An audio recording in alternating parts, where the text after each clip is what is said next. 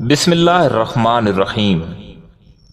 ایک دفعہ حضرت موسیٰ علیہ السلام نے اللہ تعالیٰ سے پوچھا کہ قرب قیامت کے لوگ کیسے ہوں گے، میں دیکھنا چاہتا ہوں۔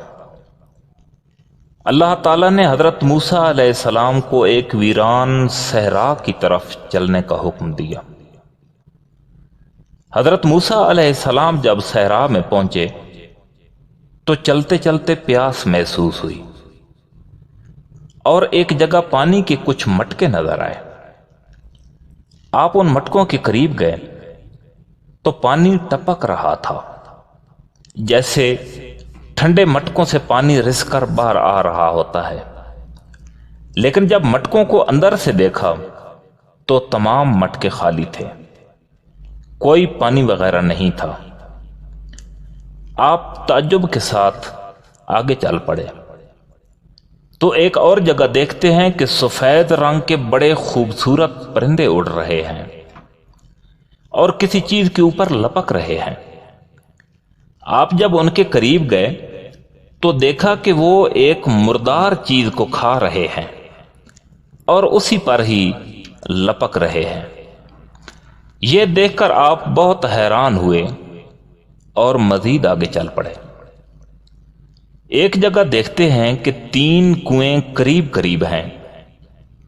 ایک کنویں کے اوپر سے پانی باہر آ رہا ہے اور اس کے ساتھ والا کنواں بالکل خشک پڑا ہوا ہے، مگر وہ پانی اس کنویں میں نہیں گر رہا بلکہ اس کے قریب سے گزر کر تیسرے کنویں میں گر رہا ہے۔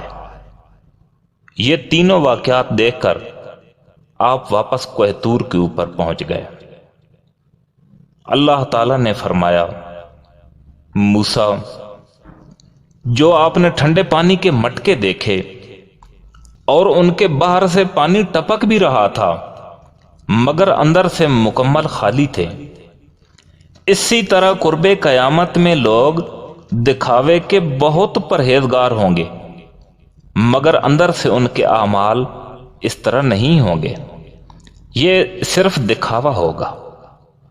اور جو آپ نے خوبصورت پرندے دیکھے، یہ قرب قیامت کے سفید پوش اور عزتدار لوگ ہیں جو بظاہر بڑے مقدم ہوں گے مگر اعمال اس کے منافی ہوں گے۔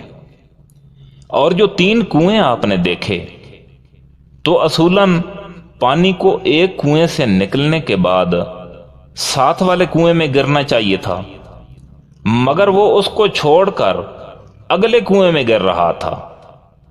اسی طرح قرب قیامت میں لوگ اپنے قریب کے لوگوں سے ربط رکھنے کے بجائے ان کو فراموش کر دیں گے اور ان کا ربط اور نوازشیں دور کے لوگوں کے لیے ہوں گی۔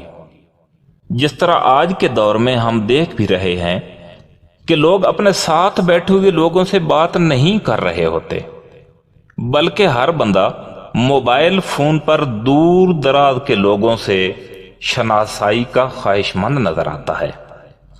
ناظرین، اگر ویڈیو پسند آئے تو لائک ضرور کر دیجیے گا۔ اللہ حافظ۔